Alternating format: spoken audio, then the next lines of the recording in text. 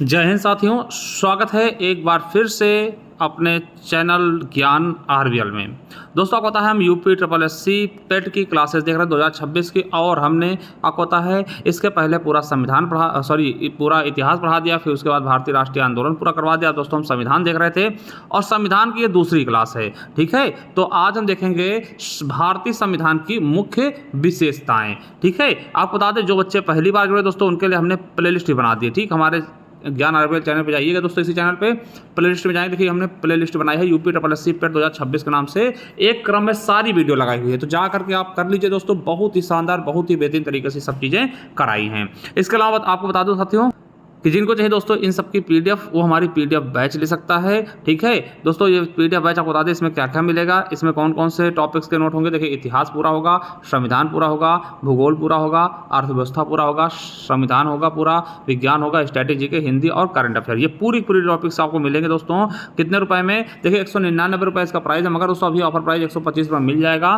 कैसे? तो ज्ञान आरवीएल ऐप डाउनलोड करिए दोस्तों, लिंक नीचे डिस्क्रिप्शन बॉक्स में दिया हुआ है, ठीक है। जैसे दोस्तों इसको आप डाउनलोड करेंगे या फिर डायरेक्ट आप प्ले स्टोर से जाएंगे तो साथियों इस तरीके से खुल जाएगा, इस तरीके से खुलेगा। तो थोड़ा सा आप नीचे आना दोस्तों, लॉगिन करके नीचे आएंगे तो ये देखिए ई बुक्स वाला कॉलम मिलेगा। ई बुक्स वाले कॉलम में चले जाएंगे, जैसे ई बुक्स वाले कॉलम में आपको देखिए ये पहले ऊपर ही दिख जाएगा यूपी ट्रिपल एससी पेट 2026 पीडीएफ बैच। तो यहाँ जा करके आप लॉगिन करके दोस्तों परचेज कर सकते हैं और इन्हें बाहर निकलवा के प्रिंट भी करवा सकते हैं, ठीक है। इसका करंट अफेयर दोस्तों चाहते हैं 2026 का पूरा करंट अफेयर मात्र 26 रुपये में चाहिए, दे सकते हैं, ठीक है।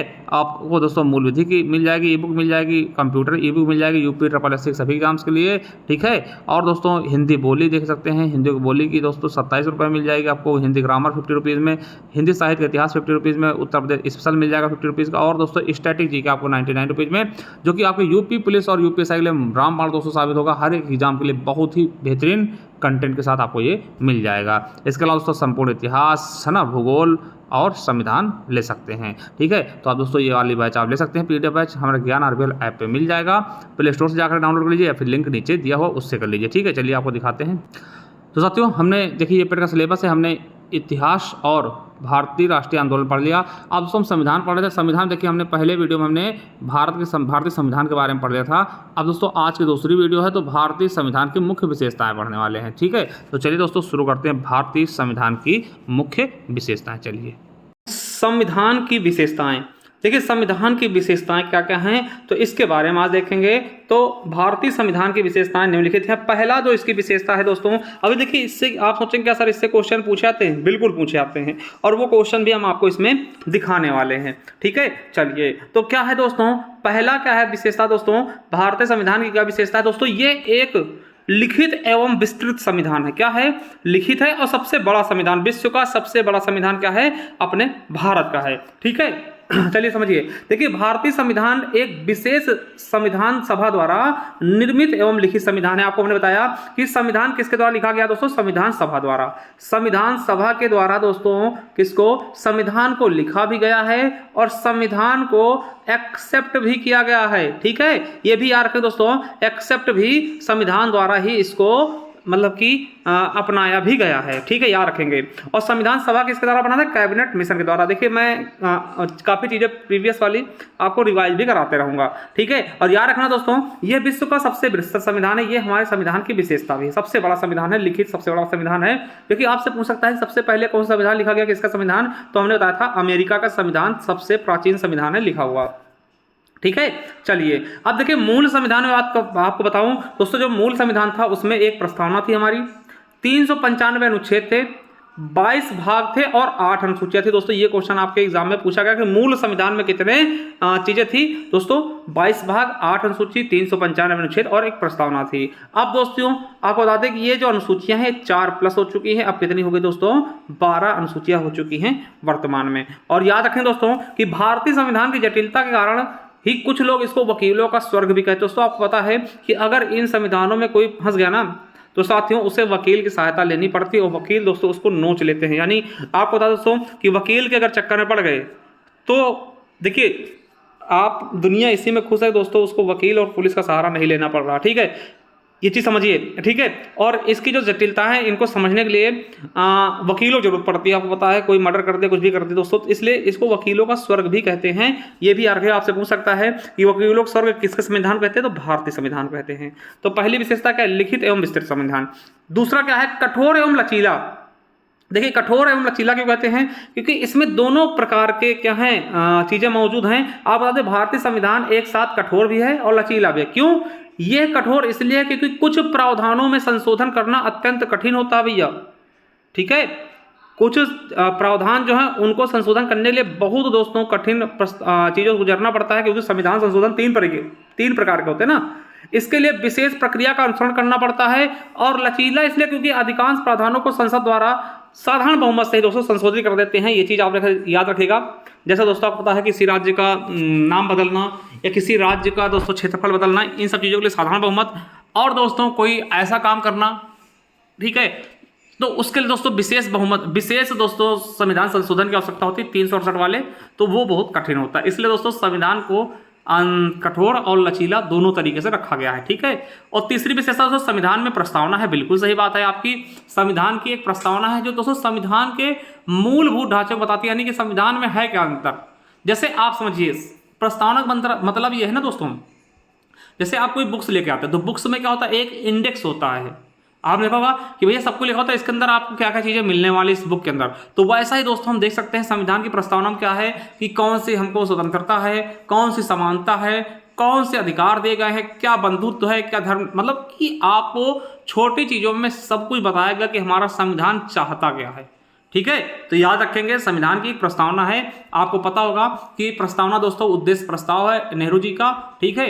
हमने बहुत अच्छे समझाया था। ये कौन सी बैठक में आया था, तीसरे बैठक में, संविधान सभा की तीसरी बैठक में इसको पेश किया गया था, ठीक है। तो याद रखिएगा कि भारतीय संविधान की प्रारंभ एक उत्कृष्ट प्रस्तावना से होता है जिसमें जनता की भावनाएं और आकांक्षाएं मुख्य रूप से समाविष्ट है, ठीक है। चौथा है मेरे दोस्तों संप्रभुता संपन्न राज्य। वेरी वेरी इंपॉर्टेंट दोस्तों, ये देखिए अभी यूपी पुलिस एग्जाम में पूछा गया था। देखिए संप्रभुता क्या होता है, संप्रभुता संपन्न राज्य उसे कहते हैं जो अपनी आंतरिक और बाह्य नीतियों का निर्धारण स्वयं करे, ठीक है, यानी समझिएगा। और याद रखेगा भारत की संप्रभुता किसी विदेशी सत्ता में नहीं अपितु भारतीय जनता में निहित है, ठीक है। और संपूर्ण संप्रभु संपन्न किसको कहते हैं, भारत किसी भी बाहरी नियंत्रण से मुक्त है, इसको हम क्या बोलते हैं, भारत एक संपूर्ण प्रभुत्व संपन्न राष्ट्र है, ठीक। यूपी पुलिस में पूछा गया। देखिए इसका मतलब क्या होता है, देखिए हम किसी के भी दबाव नहीं। आपको याद होगा दोस्तों कि जब आपके यूएसएसआर यानी कि रसिया और दोस्तों यूक्रेन में युद्ध चल रहा था, यूक्रेन में, है ना, यूक्रेन, ध्यान समझिएगा, यूक्रेन में युद्ध चल रहा था। तो उस समय दोस्तों अमेरिका ने बहुत प्रेशर भारतीय पर डाला कि भैया आप क्या करिए, रसिया से तेल मत खरीदिए। मगर मेरे दोस्तों आपको यकीन होगा, आपको पता भी होगा कि हमने उसकी एक ना सुनी और हमने रसिया से अभी तक तेल परचेस करते हुए आए हैं, ठीक है। तो क्या है ये कि भैया हम क्या हैं, संप्रभु राष्ट्र हैं, ठीक, हम क्या है, संप्रभु संपन्न राज्य। भैया हम आपसे क्यों डिसीजन लें, भाई कोई भी मुद्दा होता है तो लो, है ना, जैसे कश्मीर का मुद्दा हम कहते हैं क्या इसको हम खुद सुलझाएंगे, हम दूसरे के पास क्यों जाएं, क्योंकि हम संप्रभु संपन्न राष्ट्र हैं, ठीक है। ये चीजें, ठीक है, यानी कि किसी के दबाव में काम न करना। जैसे हम घर पे होते ना, तो क्या हम लोग संप्रभु हैं, भैया नहीं है। मम्मी बोलेंगे आपको यहाँ नहीं जाना, तो हम बोलेंगे नहीं हम नहीं जाएंगे ना, नहीं जाते, है ना। पापा बोले नहीं जाते, है ना। अगर चले गलती से ना तो भैया फिर ऐसा लाल पीला कर देते ना। तो हम भी संप्रभु संपन्न नहीं, मगर हमारा देश क्या है, संपूर्ण प्रभुत्व संपन्न है, ठीक है। यानी कि किसी के अंडर में काम ना करना। जो हम डिसीजन लेंगे चाहे आंतरिक हो, चाहे घर के अंदर की हो, चाहे घर के बाहर की, उनको हम अपने आप से ही डिसीजन लेंगे, किसी बाहरी व्यक्ति का हस्तक्षेप मंजूर नहीं होगा। तो ये होता है संप्रभुता संपन्न राज्य, ठीक है। चलिए अगला है लोकतांत्रिक गणराज्य। क्या है, भारत लोकतांत्रिक गणराज्य है। इसका मतलब क्या होता है मेरे दोस्तों, देखिए भारत एक लोकतंत्रात्मक गणराज्य है। भारत की शासन भारतीय जनता द्वारा निर्वाचित प्रतिनिधि ही संचालित करेंगे, यानी कि भारत पे जो भी शासन करेगा ना वो भारतीय जनता द्वारा ही चुना गया होगा, निर्वाचित किया गया होगा ना। ये चीजें लोकतंत्र का मतलब भी होता है जनता द्वारा, जनता के लिए जनता का ही शासन क्या होता है, लोकतंत्र होता है। ये आपने बहुत पहले सुना होगा, ठीक है। यानी कि भारतीय जनता पे जो शासन करेगा वो भारतीय जनता द्वारा ही चुना जाएगा, ठीक है, प्रत्यक्ष या अप्रत्यक्ष रूप से, ठीक है। यही क्या है, लोकतंत्र है। गणराज्य क्या होता है कि राज्य के सभी नागरिकों को अपनी योग्यता अनुसार सभी पदों पर पहुंचने का अधिकार एवं साथ ही भारतीय गणराज्य का अध्यक्ष जो अपने यहाँ क्या है राष्ट्रपति है एक निर्वाचित होगा, जो कि ब्रिटेन की तरह आनुवंशिक नहीं होगा। गणराज्य का मतलब क्या होता है दोस्तों कि कोई भी व्यक्ति अपनी योग्यता, अगर उसके अंदर वो योग्यता है दोस्तों, तो कहीं भी पहुंच सकता है। वो राष्ट्रपति बन सकता है, प्रधानमंत्री बन सकता है, विधायक बन सकता है, एमएलए बन सकता है, ठीक है। और जो हमारे यहाँ का मेन अध्यक्ष होगा, यानी गणराज्य का मेन अध्यक्ष यानी राष्ट्रपति कह सकते हैं, वो जनता द्वारा ही चुने गए प्रतिनिधि द्वारा चुना जाएगा, यानी प्रत्यक्ष या अप्रत्यक्ष रूप से जनता द्वारा ही चुना जाएगा। ऐसा नहीं कि ब्रिटेन की तरह दोस्तों उसका लड़का राजा होगा, फिर राजा रानी है, फिर रानी है ना, ऐसा कुछ नहीं है, ठीक है। तो गणराज्य हो गया, ठीक है। गणतंत्र का मतलब अगर सिंपल की भाषा देखिए, अभी यूपीएससी 2024-14 पूछा गया था कि भारत में वंशानुगत शासन नहीं है, इसीलिए हम क्या हैं गणतंत्र हैं। यानी कि बाप का लड़का दोस्तों राष्ट्रपति है, बाप, फिर बेटा भी राष्ट्रपति बनेगा, मतलब फिर उसका लड़का राष्ट्रपति बनेगा, फिर उसका राष्ट्रपति का राजा समझ लीजिए ना, तो वो दोस्तों भारत में नहीं है। जो हर साल चुनाव होंगे 5 साल में, जो जीतेगा दोस्तों वो बनेगा, ठीक है। संसदीय शासन, हमारे यहाँ कैसी शासन प्रणाली है? संसदीय शासन प्रणाली है दोस्तों। याद रखिएगा कि भारत में संसदीय प्रणाली, ठीक है, के शासन का प्रावधान है, जो कि वेस्टमिंस्टर मॉडल यानी इंग्लैंड पर आधारित दोस्तों। ये आपके यूपीएससी में पूछा गया, वेरी वेरी इंपॉर्टेंट 2021 के पेपर में, ठीक है। इसी को हम दोस्तों वेस्टमिंस्टर मॉडल भी कहते हैं, ठीक है। इंग्लैंड से लिया गया है संसदीय प्रणाली, ठीक है। आपको बता दें कि इसमें कार्यपालिका की शक्ति जनता द्वारा निर्वाचित प्रतिनिधियों यानी मंत्रिमंडल में निहित होती है, जिसका प्रमुख कौन होगा? प्रधानमंत्री होगा। किसमें? संसदीय सरकार शासन प्रणाली, संसदीय सरकार में क्या होता है कि इसमें वास्तविक शक्तियां, कार्यपालिका की शक्तियां जनता द्वारा निर्वाचित जो प्रतिनिधि होते हैं यानी मंत्रिमंडल होता है उसमें निहित होते हैं, जिसका प्रमुख कौन होगा? प्रधानमंत्री होगा। यूपीएससी में पूछा गया, समझ गए। मंत्रिमंडल सामूहिक रूप से किसके प्रति उत्तरदायी होती है दोस्तों? संसद के प्रति उत्तरदायी। जो मंत्रिमंडल होती है वो सामूहिक रूप से संसद के प्रति उत्तरदायी होगी, ये भी आपके यूपीएससी में पूछा गया। और सरकार के संसदीय स्वरूप का दूसरा नाम क्या है? राजशाही शासन, ठीक है। याद रखेंगे दोस्तों, आपके लिए इंपॉर्टेंट, ठीक है। चलिए, आपका यूपीएससी में पूछेगा क्वेश्चन। चलिए अगला है दोस्तों मूल अधिकार। मूल अधिकार क्या है दोस्तों? आप बता दें कि मूल अधिकार यानी कि आपके अधिकार क्या हैं? आपके ऐसे अधिकार जिन्हें कोई छीन नहीं सकता। इसके अगर इनको कोई छीनता है ना तो आप सीधा सुप्रीम कोर्ट चले जाएं। ऐसा नहीं कि आप पहले जिला न्यायालय जाएं, फिर है ना, फिर दोस्तों हाई कोर्ट जाएं। आप डायरेक्ट सुप्रीम कोर्ट चले जाएं। अगर आपके मूल संविधान का कोई उल्लंघन कर रहा है दोस्तों, डायरेक्ट सुप्रीम कोर्ट चले जा सकते हैं, इतनी आपकी अधिकार है, ठीक है। तो यही मूल अधिकार है। इतनी चीज जो अधिकार दिए गए दोस्तों, उन पे अगर कोई किसी प्रकार की आंच आती है तो, ठीक है। चलिए याद रखिएगा, मूल अधिकार हमारे संविधान में, ये भी संविधान की विशेषता है। संविधान के भाग 3 अनुच्छेद 12 से 35 में नागरिकों के मूल अधिकारों को शामिल किया गया। ये आपके यूपीएससी 2021 में पूछा गया, ठीक है। मूल अधिकार देखिए, मूल संविधान में की संख्या 7 थी, परंतु दोस्तों अब वर्तमान में 6। आपको पता है कि दोस्तों जो संपत्ति का अधिकार था उसे हटाया गया, ठीक है, 300A में डाल दिया गया है। तो ये याद रखें दोस्तों, यूपीएससी 2021 में पूछा गया है। मूल अधिकार दोस्तों अमेरिकी संविधान से प्रेरित यानी अमेरिका से लिए गए, ये भी आपको याद रखना। यूपीएससी 2021 में ये भी पूछा गया, ठीक है। अब देखिए, आपके अधिकार तो हैं मगर कर्तव्य भी बनेंगे कि भैया आप कौन से कर्तव्य आपको करने हैं, ठीक है। तो कर्तव्य भी लिए गए हैं, मौलिक कर्तव्य। और ये कहां से लिए गए आपको बताऊंगा, कहां से लिए गए हैं? सोवियत संघ रूस से दोस्तों, ठीक है, यूएसएसआर से, सोवियत संघ रूस से प्रेरित है। कौन से? मौलिक कर्तव्य। आपको बता दें कि ये दोस्तों आप क्या बताएं, तो मूल संविधान में ये एक भी नहीं थे, इनको बाद में जोड़ा गया। तो 42वें संविधान संशोधन द्वारा सरदार स्वर्ण सिंह समिति की सिफारिश पर 51A में दोस्तों जोड़ा गया। यूपीएससी 2021 में पूछा गया। वर्तमान में दोस्तों कितने हैं टोटल? तो 10+1 यानी कि टोटल अभी 11 है, भाग 4A में जोड़ा गया, ठीक है। और दोस्तों राज्य के भी कुछ कर्तव्य होंगे कि दोस्तों वो कल्याणकारी राज्य की स्थापना करेंगे, यानी राज्य सरकार का भी कुछ चीजें होंगी जिससे अपने राज्य को डेवलप करें, उनके कल्याणकारी काम करें, ठीक है। इसके लिए दोस्तों राज्य के नीति निर्देशक तत्वों की चीजें दी गई है हमारे संविधान में। ये कहाँ है? तो संविधान के भाग 4 में कुछ ऐसे निर्देशक तत्वों का उल्लेख किया गया जिसका दोस्तों पालन करना राज्य का कर्तव्य होगा, ठीक है। ये 36 से 51 तक दिए गए, आपके यूपीएससी 2021 से पूछा गया। इसका उद्देश्य क्या होता है? देखिए, राज्य के नीति निर्देशक तत्वों का उद्देश्य क्या होता है? तो कल्याणकारी राज्य की स्थापना करना। ये यूपीएससी में पूछा गया और इसे आयरलैंड के संविधान से लिया गया, ये भी आपके यूपीएससी में पूछा गया है। चलिए अगला है एकीकृत एवं स्वतंत्र न्यायपालिका। दोस्तों आपको पता है कि भारत की न्यायपालिका क्या है? स्वतंत्र है, ये किसी दबाव में नहीं है। भारत का संविधान एकीकृत एवं स्वतंत्र न्यायपालिका की स्थापना करता है, बिल्कुल सही। देखिए, भारतीय न्यायपालिका के शीर्ष में आपको पता है सर्वोच्च न्यायालय होगा, फिर उसके नीचे दोस्तों आपको पता है कि उच्च न्यायालय होंगे, फिर उच्च न्यायालय के भी नीचे क्या होंगे? अधीनस्थ न्यायालय, जो कि जिला में होते हैं, ठीक है। चलिए आपको बता दें दोस्तों कि न्यायपालिका की स्वतंत्रता के लिए न्यायाधीशों की नियुक्ति, वेतन भत्ता तथा पद से हटाए जाने के संबंध में संविधान में स्पष्ट प्रावधान किए गए हैं, जिससे सरकार इन पर दबाव नहीं डाल सकती। ठीक है, सरकार से क्या है दोस्तों, ये स्वतंत्र हैं, सरकार इन पर दबाव नहीं डाल सकती। ठीक है, एकल नागरिकता दोस्तों सबसे बड़ी खासियत क्या है कि हमारे संविधान की कि एकल नागरिकता है। हम दोस्तों इंग्लैंड की तरह दोहरी नागरिकता नहीं रखते, अमेरिका की तरह दोहरी नागरिकता नहीं रखते दोस्तों। ठीक है, ब्रिटेन से ली गई दोस्तों एकल नागरिकता, कहां ली गई, ब्रिटेन से ली गई, ये भी याद रखेंगे। ठीक है, अगला है वयस्क मताधिकार, यानी कि वयस्क व्यक्ति क्या होगा, मत दे पाएगा।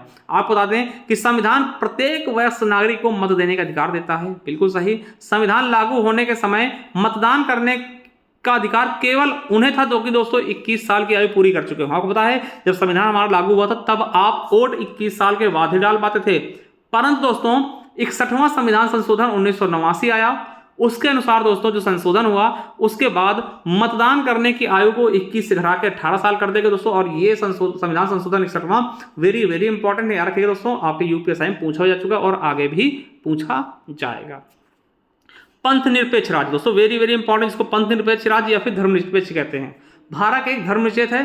ठीक है, भारत क्या है, एक धर्मनिरपेक्ष देश है, इसलिए संविधान में किसी भी प्रकार के धर्म का कोई खास तौर पर उल्लेख या मान्यता नहीं दी गई है। यानी देखिए धर्मनिरपेक्ष या पंथ निरपेक्ष का मतलब क्या होता है कि राज्य सरकार का कोई भी दोस्तों धर्म नहीं होगा, वो सबके लिए बराबर रखेगी, सबको बराबर रखेगी। ठीक है, जैसे आप देखेंगे कि पाकिस्तान कैसा है, मुस्लिम राष्ट्र है, बांग्लादेश कैसा मुस्लिम राष्ट्र है, अफगानिस्तान कैसा है मुस्लिम राष्ट्र है, मगर दोस्तों कोई भारत से पूछे भारत कैसा राष्ट्र है, तो क्या है, धर्मनिरपेक्ष, यानी कि भारत का कोई भी धर्म नहीं है। ठीक है, सभी धर्मों को समान तरीके से माना है और स्वीकारा जाता है। मगर दोस्तों पाकिस्तान देखेंगे मुस्लिम राज्य है, राष्ट्र है ना, तो ये चीजें, ईरान मुस्लिम राष्ट्र है, तो सभी आप देखोगे अधिकतर देशों के क्या है, धार्मिक राज्य हैं, मगर हम लोग क्या हैं, पंथ निरपेक्ष राज्य है। भारत में दोस्तों सभी धर्मों को समान तरीके से माना जाता है, आपको कोई भी पाबंदी नहीं है।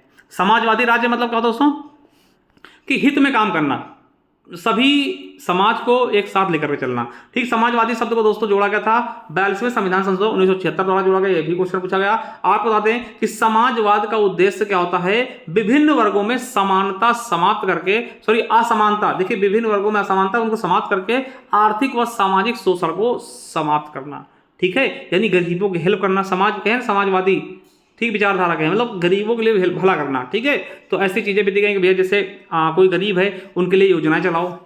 ठीक है, योजना चलाइए उनको, जैसे आप देखते राशन मिलता है, पढ़ाई में छूटें मिलती हैं, ये सब चीजें क्या है, समाजवादी के तो उदाहरण है। ठीक है, चलिए अल्पसंख्यक के हितों की रक्षा दे दोस्तों, आपको बता दें अल्पसंख्यक के हितों की रक्षा भी करता है हमारा संविधान। ठीक है, इनके लिए दोस्तों आपको पता वैसे असंवैधानिक निकाय भी है दोस्तों, अल्पसंख्यक है ना विभाग है। ठीक है, मगर दोस्तों संविधान में आपको बता दें कि अनुच्छेद 29 क्या कहता है कि अल्पसंख्यकों को भाषा, लिपि और संस्कृति को बनाए रखने के पूरे क्या है दोस्तों अधिकार है। यूपीएससी में पूछा गया, यानी वो अपने भाषा को, लिपि को, संस्कृति को संरक्षित कर सकते हैं, उसको बढ़ा सकते हैं। ठीक है, और 30 में क्या कहा गया है कि शिक्षण संस्थानों की स्थापना और प्रशासन करने का भी अधिकार होगा, यानी प्रशासन भी कर सकते हैं और शिक्षण संस्थान की स्थापना भी कर सकते हैं। जैसे आपने देखा होगा मदरसा हो गए, है ना, ये सब क्या है दोस्तों, ये अल्पसंख्यक के ही तो हैं। ठीक है, तो इन चीजों को याद रखिएगा। ठीक है, चलिए अगला है विधि का शासन। देखिए ये आपको याद रखना कि भारतीय संविधान विधि के शासन की स्थापना करता है। इसके अंतर्गत विधि के समक्ष सभी नागरिक क्या हैं, समान, यानी कि कानून के समक्ष क्या है, सब लोग समान है, एक समान, ऐसा नहीं कि आप गरीब हैं अमीर, ऐसा कुछ भी नहीं है। ठीक है, ये ब्रिटेन से प्रेरित दोस्तों, ये आपके यूपीएससी 2021 में पूछा गया है। अगला है अनेक देशों के संवैधानिक तत्वों का समावेशन, बिल्कुल सही। देखिए हमने दोस्तों लगभग 60 देशों की यात्रा की थी दोस्तों, 60 देशों के संविधान को हमने पढ़ा था, तब जाकर के दोस्तों लगभग 60 देशों के समान, है ना, संविधान को देखा, पढ़ा, परखा, उनमें जो चीजें जिस संविधान से हमें अच्छी लगी उनको हमने ग्रहण कर लिया और अपने संविधान में दोस्तों उसको हमने डाल दिया। ठीक है, तो ये भी हमारे संविधान की विशेषता बन गई दोस्तों। ठीक है, देखिए बहुत से देशों के संविधानों का अवलोकन कर के उन संविधानों से कुछ अच्छी चीजों को भारतीय संविधान में शामिल किया गया दोस्तों। ठीक है, याद रखेंगे। अगला है त्रिस्तरीय शासन व्यवस्था यानी विकेंद्रीकरण व्यवस्था दोस्तों, याद रखिएगा, वेरी वेरी इंपॉर्टेंट। देखिए इनके बारे में हम डिटेल में पढ़ेंगे सारी चीजें, है ना, अभी चैप्टर आगे आएंगे। देखिए शासन संचालन में सुगमता और पारदर्शिता के लिए 73वें और 74वें संविधान संशोधन के माध्यम से हमने स्थानीय स्वशासन का भी उपबंध किया, जिसमें दोस्तों होता है कि ग्राम पंचायत, नगर पंचायत के बारे में हमने इनको किया। 20वां दोस्तों शक्तियों का बंटवारा। देखिए कभी भी राज्य सरकार और केंद्र सरकार आपस में ना भिड़े, इनके लिए शक्तियों का अलग अलग बंटवारा कर देगा कि भैया कुछ कानून है जिसपे आप कानून बनाएंगे और कुछ पे दोस्तों आप बनाइए, और ये कुछ ऐसे होंगे जिन पर दोनों लोग बना सकते हैं। मगर कभी लड़ाई मत करिएगा, लड़ाई करेंगे भैया संसूची वाला मान्य होगा, है ना। यानी कि शक्तियों का बंटवारा कर दिया गया है। और दोस्तों अनुसूची 7 में केंद्र व राज्य के मध्य शक्तियों का बंटवारा किया गया है। चलिए, केंद्रोन्मुख संविधान, यानी जो संविधान दोस्तों इसमें कहीं ना कहीं आप देखेंगे ना, जो शक्तियां हैं दोस्तों वो केंद्र की तरफ झुकी हुई हैं, यानी केंद्र सरकार को ज्यादा पावर मिलती है और अधिक मतलब खासकर कब, जब आपातकालीन स्थितियों में देश चलाता है। ठीक है, तो याद रखिएगा यह संघात्मक होते हुए भी इसमें क्या है, केंद्रीकरण की प्रबल प्रवृत्ति दोस्तों आपातकालीन परिस्थितियों में संविधान पूर्णतः क्या होता है, एकात्मक स्वरूप धारण कर लेता है। दोस्तों आपातकाल जब लगता है तो दोस्तों राज्य की चीजें सब समाप्त करके दोस्तों केंद्र का ही अधिपत्य हो जाता है राज्य पर भी। ठीक है, संविधान की प्रस्तावना दोस्तों ये हम बता चुके हैं। चलिए देखिए क्वेश्चन कैसे आते हैं। ये देखिए आपके यूपी ट्रिपल एस की सप्लाई इंस्पेक्टर में क्वेश्चन पूछा गया था कि इनमें से कौन सा दोस्तों मुख्य विशेषता नहीं हमारे संविधान की, कौन सा नहीं है बताइए। त्रिस्तरीय सरकार है, बिल्कुल है दोस्तों, त्रिस्तरीय सरकार हमने बताया स्थानीय स्वशासन में। ठीक है, सार्वभौम वंशगताधिकार बिल्कुल है। राज्य के निदेशक तत्व सिद्धांत ये भी है। सबसे छोटा लिखित संविधान बिल्कुल नहीं दोस्तों, सबसे बड़ा लिखित संविधान है हमारा दोस्तों। क्या है, सबसे बड़ा लिखित संविधान है, यही हमारी विशेषता नहीं है। ये चीज आप अच्छे से समझ रहे होंगे। ठीक है, आई होप आपको। तो दोस्तों आप चले जाइए हमारे प्लेलिस्ट में। ठीक है, जो पहली बार जुड़े हैं बच्चे प्लेलिस्ट पे जाइए और वहाँ देखिए हमने पेट के नाम से प्लेलिस्ट बना दी है। ठीक है, यूपी ट्रिपल एस पेट 2026 के नाम से। ठीक है, और जिनको चाहिए दोस्तों हमारे पेट का बैच यानी PDF बैच चाहिए, उनको मैं बता दूं हमारा ज्ञान RVL ऐप डाउनलोड कर ले प्ले स्टोर पर जाके, या फिर लिंक नीचे मिल जाएगा, वहाँ से आ सकते हैं। देखिए जैसे आप डाउनलोड करेंगे, ओपन करेंगे दोस्तों, ई बुक्स वाले कॉलम में चले जाइए। जैसे ई बुक्स वाले कॉलम में जाएंगे दोस्तों, ये देखिए आपको ये पूरा पेट का बैच ये दिख रहा होगा, ये मिल जाएगा। ठीक, इसके अलावा दोस्तों आपको करंट अफेयर्स ये ले सकते हैं दोस्तों 2026 को मात्र 26 रुपये में। मूल विधि की दोस्तों मिल जाएगी। ठीक है, कंप्यूटर की बुक मिल जाएगी यूपी ट्रिपल एस के दोस्तों। ठीक है, और दोस्तों हिंदी बोली की 27 रुपये की है दोस्तों। ग्रामर मिल जाएगा 50 रुपीज़ में। हिंदी साहित्य का इतिहास 50 रुपीज़ में, है ना। उत्तर प्रदेश स्पेशल 50 रुपीज़ में। और दोस्तों स्टैटिक जी के मिल जाएगा 99 का। संपूर्ण इतिहास, भूगोल, संविधान सब कुछ मिल जाएगा। ठीक है, तो इस यूपी ट्रिपल एस बैच दोस्तों लेंगे, इसमें है ना पेट का, इसमें दोस्तों ये सारी चीज़ें मिल जाएंगी, जैसे इतिहास, संविधान, भूगोल, इन सब की PDF आपको मिलेगी। इसका प्राइस दोस्तों अभी आपको बता दें 125 रुपये दोस्तों अभी भी मिल जाएगा। ठीक है, लिंक नीचे दिया हुआ है, या फिर ज्ञान RVL ऐप डाउनलोड कर लिए, है ना, वहाँ से जा सकते हैं। चलिए, थैंक यू, धन्यवाद।